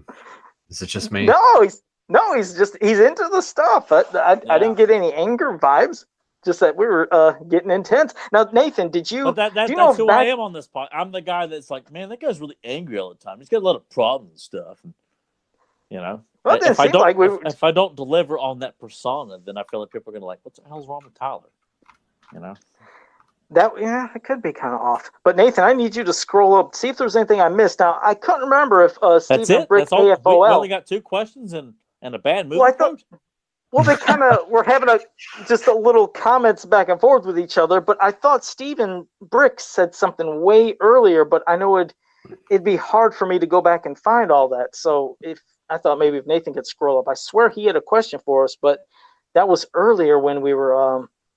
Damn, I'm trying to scroll up now just to see if I can see something. Anthony Albanese, I don't know if I said thank you for joining us, but he joined us and so did T-Dog. So there was some people that joined us that I missed. I missed so much stuff, but did you get the question of how many Star Comics were released? Yeah, we got that one, and we answered that with yeah. Oh, wait a second. I think I found Sportimus. There. Okay, Sportimus said, a question for all 3 later. He says, what key Masters of the Universe figures did you want so badly as a kid, but never got until later on in your life? He said, any other toys and other lines, with the same situation as well.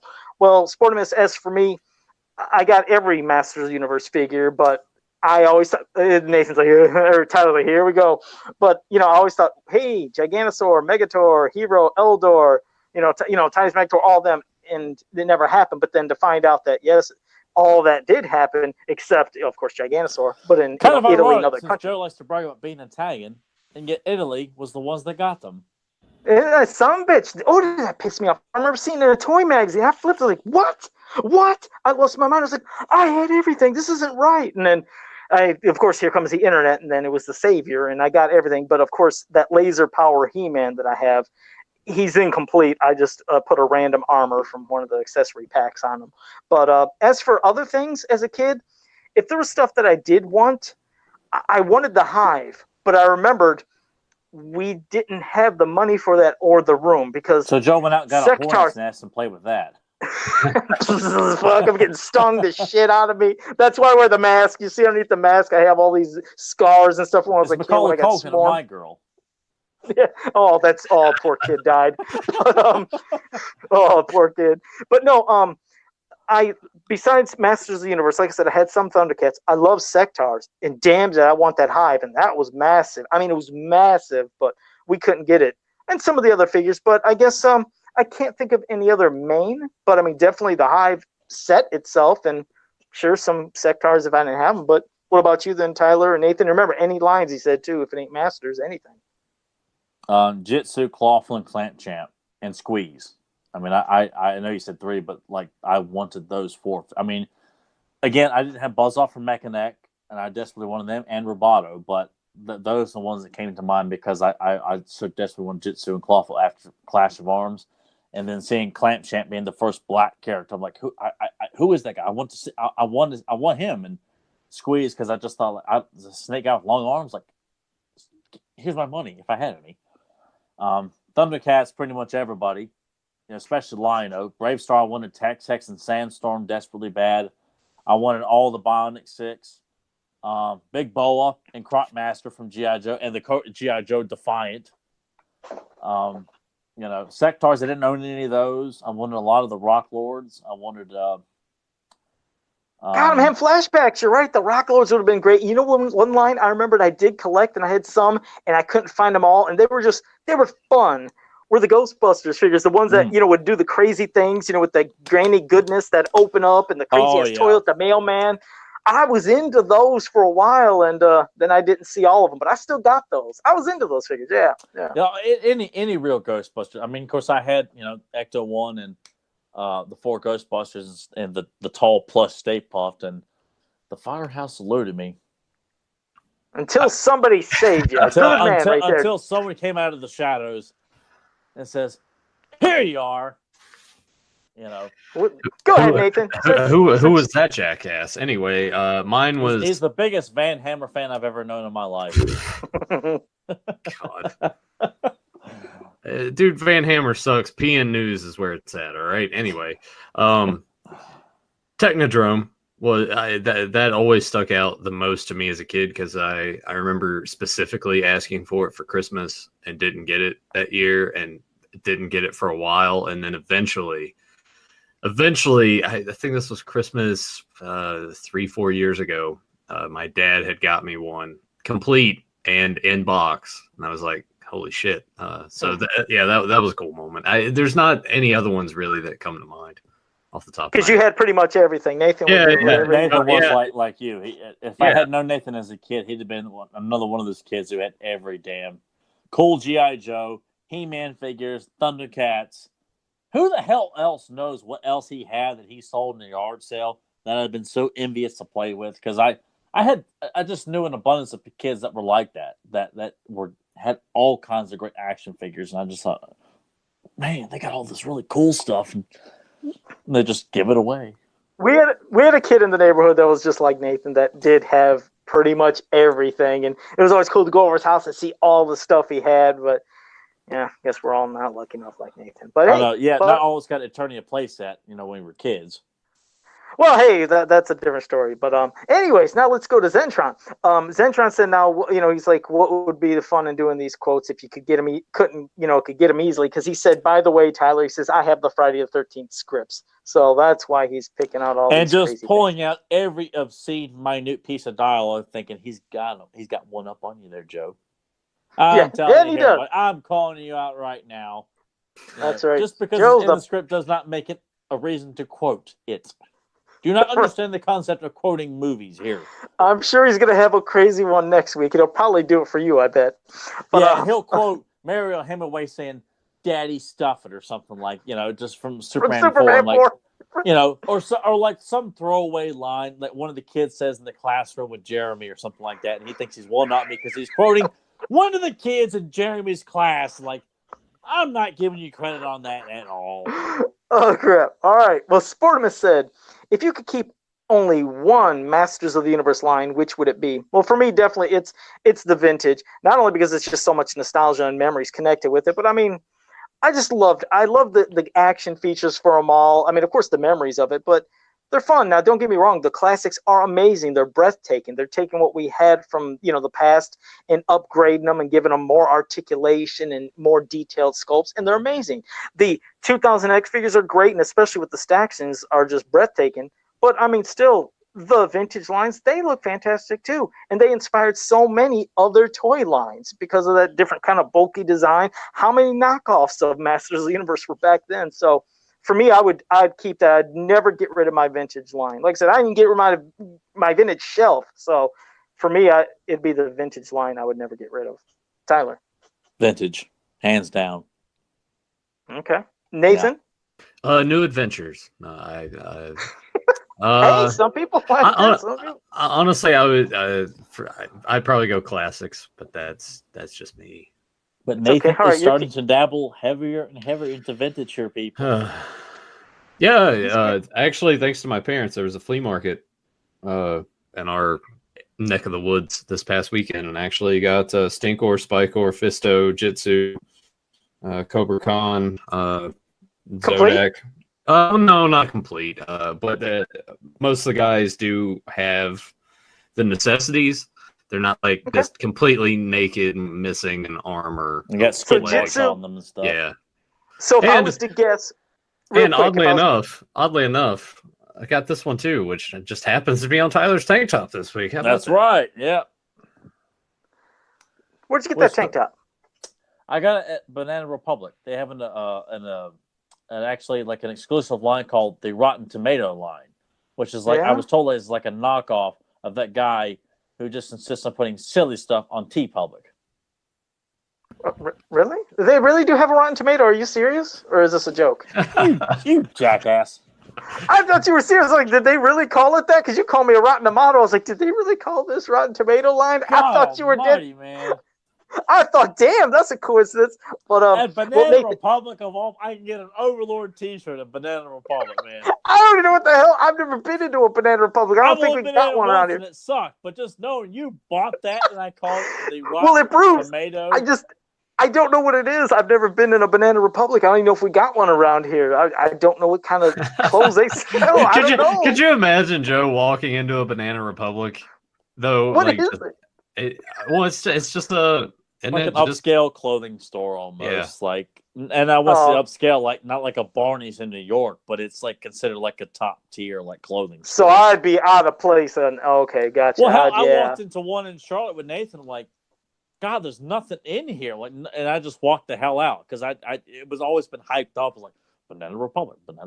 This was also back in the time period too when Tyler was wearing those distressed jeans that like had holes in them. And I'm like, you're spending $80 to $100 on a pair of jeans when I could just take this pair and like cut some holes in them for you. And back then, Nathan thought he was better than me at everything. No, including how we dressed too. So. You know. This was back when he was going. What was it, Hollister? You're going into all the time. You're like Hollister, you're buying like $80 shirts, and I'm like, what are you doing, man? And he had like he had like piercings in his ear. I had and he had his eyebrow pierced. Yeah, I did 5 piercings in my head. Yeah. Oh my God! Wow. 2 in each ear, and then I had a stud in my eyebrow. Yeah. Oh my God! Yeah. It was. It was. I remember when he did it. Any pictures exist? Any pictures, Nathan, exist of this Tyler or no? There's got to be some floating around. There has to. We got to see that shit. We have got to see that. I even had like a Hulk Hogan kind of Fu Manchu thing going on. Yeah, you did. Yeah, oh my God! I remember. Yeah. Oh man, what a time to be alive, ladies and gents. I was doing to pick up chicks, and nobody gave a shit. He was doing it much like everything else, doing it to pick up chicks. Pick up chicks. You're trying to be the best at X-Men Arcade and Mortal Kombat 2 to pick up chicks, and nobody gave a shit, you know? Right. But there might be, but I don't have any. I'm sure there are pictures of me with those piercings and stuff like that. That would be cool to see. That would. Zentron, well, the question you had, I think I kind of answered, but I'll say it anyways. He said, what figures that the UK got that you have been unable to get? Well, at one time it was Titus Megator, the laser figures, but I got them all. So of course I have them all. Did. Yeah, and one with that amazing deal. I already told the story. I won't tell it again. But either way, welcome. wait, hey, can you tell us the story about the Spider-Man jacket again? He's like, please tell us about this content. That's when Tyler just clicks off. You should say that, and he picks it up off the ground. And... Wouldn't that be something like, I keep this shit around me, just like, please mention Spider-Man. Please mention something about this old figure. And I'm like, look. But, and then Joe puts it on, and then he starts changing shoes like Mr. Rogers and starts telling us all, you guys are all really good at video games, but just not as good as me. Wouldn't it be rotten if I said something like that? But, oh, geez, yeah, because Zen Brown says, Battle Armor He-Man, I think he said, he always wanted him, but I actually made his own a few years ago. We have to post pictures online, Zen Brown, of what you did with your own Battle Armor He-Man. Did you just put Play-Doh on a He-Man? That's what I mean. I'd like to see it. So post pictures on Facebook. I mean, it can't. Do I dog Joe? Encourage Joe to like. I was like, these. Yeah, sure. I've been trying to hide something. I can't tell if it can be shown too well because I'm not really close to it. But there's that work in progress. All it needs is painted tomorrow. But in the slime pit, you ain't gonna be able to see it. Anyways, in the slime pit, I see it. Yeah, there's plastic and you see all sorts of stuff. But I did sculpting onto a figure back there. Once all that sculpting settles and sets, I can take it off and I can remove all the plastic. Then I'll paint it, and then they'll have that nice glow-in-the-dark slime that can attach to the claw from the mouth onto the body of Roboto. And for a little bonus on his little gun that he has. I have little drips of slime as a little bonus accessory too. That's badass. Nice. I can't wait to receive that in the mail because I actually got Roboto in on Saturday, so I got that sitting up on the shelf. Okay, and he has all three weapons. He has the gun and the claw, and then he has the axe. Okay, good. Yes. Okay, because this is all right. Cool. Kevin Sharp, I think this is when we were talking about some figures and other things. He said He-Man never had the original vintage, then Beastman, Merman, Triclops. He said I missed out. He said I only originally owned Skeletor, Man-at-Arms, Man-E-Faces, and Ram-Man. It's always cool hearing everybody's stories of when they grew up and what they had. That's true, because he told us that at the comic book show that me and Nathan talked to him a while back. Oh, well, we got to get Kevin on the show. That way he can talk about his experience with just the property as a whole. Because last time we just talked about his art and how he got into it and how sick he is at putting Tyler's face in everything that he does. No, he would rather just see me put my face maybe his Batman next time. Oh my God! Maybe as like a new Thundercat character or something. All right, I'll put it up to the chat. Would you, Robert Pattinson Batman or Tyler Batman? I feel like I know where this is going. I clearly I would be more than happy to throw it like Daniel Craig did for James Bond, the first blonde-haired Batman. It would be tremendous. I mean, it would Can I have a question? No. Val Kilmer was What? Yeah, he was more brown hair though. No, that was blonde. When you said Robert Pattinson as Batman, what do you mean? What do you mean? Robert Pattinson is cast as Batman in the Matt Reeves Batman movies that they're getting ready to do. Ben Affleck ain't Batman no more? No, he dropped out like last year. Joe really does live under a rock, doesn't he? I don't watch his stuff. I don't watch any trailers or news, so I didn't know what was going on. Trailers. It's like very prominent news. Yeah. No shit. Oh God, he doesn't seem like he'd fit the role at all.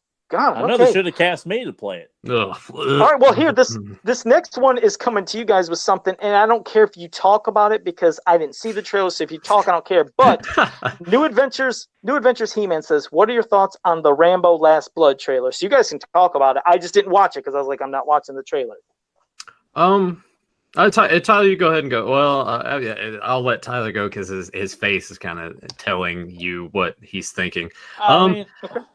I honestly, do we need it? No, not really. It looked all right. It looked fine. Like I will go and see it, but I sort of felt like this last one he did. The last one he did, I loved. Yeah, I kind of thought that was like a good stopping point. But if you want to keep going, I know that the story seems kind of interesting enough.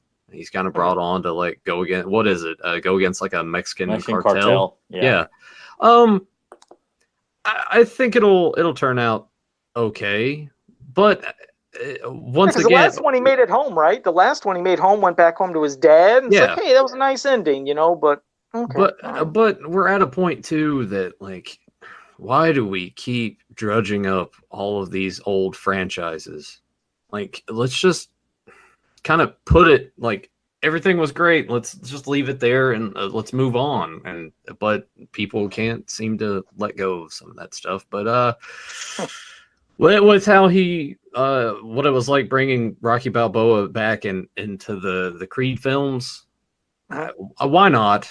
But at the same time, with that, I didn't think that was a bad idea, though. I don't want to see another solo Rocky film, but I thought this is a way of having your cake and eating it too, giving us another Rocky film, but it's not a Rocky film. It's a spinoff. And with this one, I was kind of intrigued by it, and the trailer's not bad, but it didn't impress me either. I'll see it because I like to support Stallone's work. But I just feel like, apart from part 3, even though 4 is fine, I don't find myself going back to rewatch it that much. Since it's probably been many years since I have watched it. I tend to watch 1, 2, and 3 all the time. It comes out in September, the same month as the It Part 2. It's going to get crushed. I don't know what part of September, but I kind of feel like that's a bad time to be releasing a notable franchise movie like Rambo. Does Rambo come out in the same week or as It, or how close? I don't think it's the same. It's not the same week, but it's in September, and It is going to own September. Well, the thing is too, I don't think that movies have as much of a lasting power at the box office. Like you look at Avengers, like Avengers to me, I think that's pretty much done. That's gone. Like it's not gonna break the Force Awakens record. So that's why I'm saying like it's sort of the flavor of the week. And maybe week 2 it does fine, but after that, like there's just a steady drop off because the window too between theatrical release and especially digital, because now it's like digital you can buy it now and then you got to wait a month if you want to get it on Blu-ray. So that window is just getting smaller and smaller and smaller. Depending on its budget, I'm sure it'll be fine. Okay. Worldwide, by the way, I just want to say worldwide, Avengers beat The Force Awakens, but not domestically. Yeah. Domestically, yeah, I got you.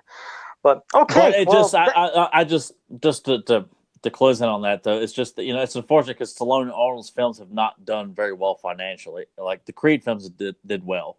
Well, the Expendables did okay.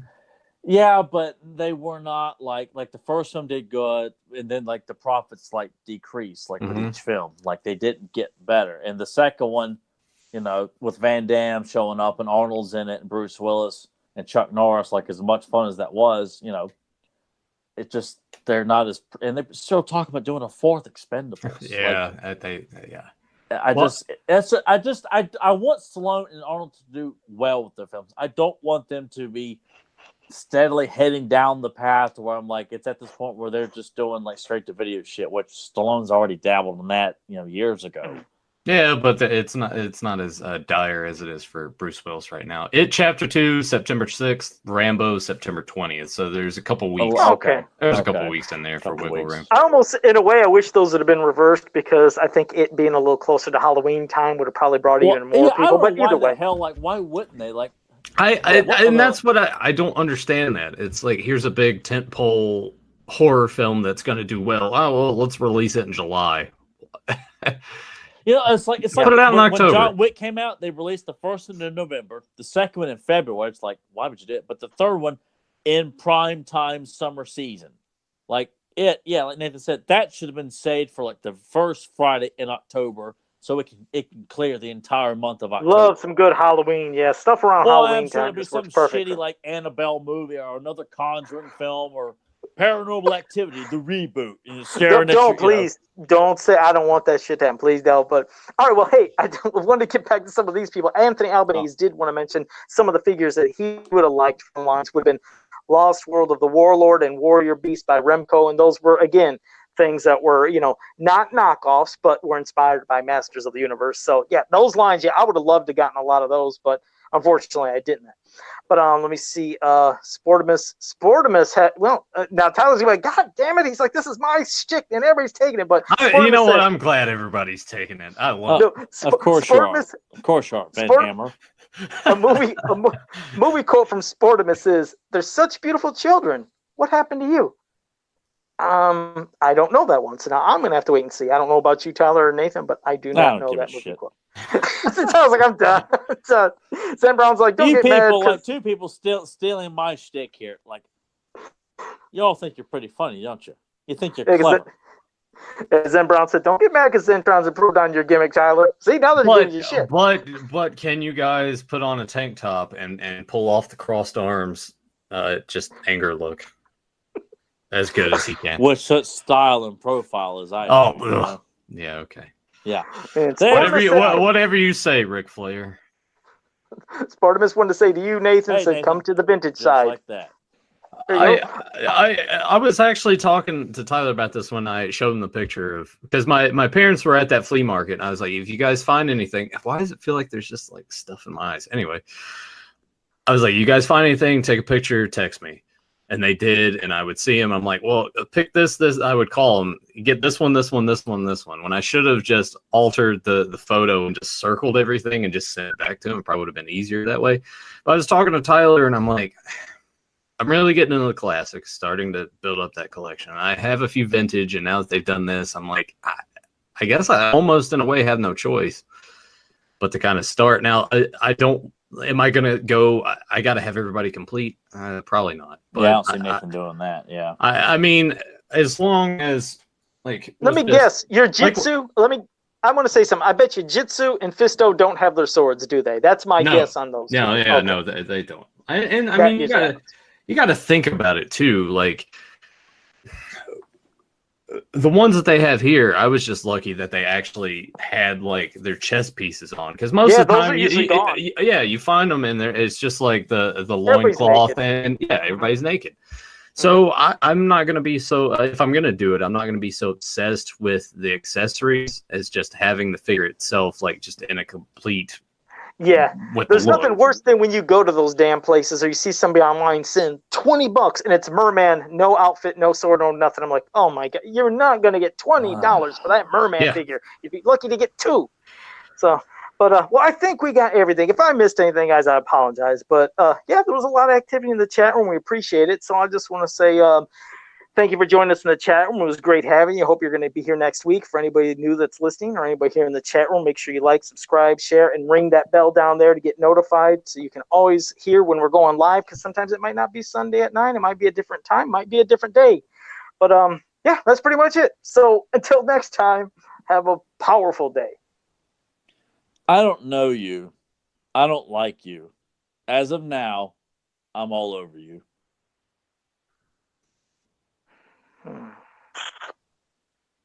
This is one, actually, unlike the other ones, the past 4 times he said it where I just basically gave up. I feel like I should know that. And Nathan better know this one.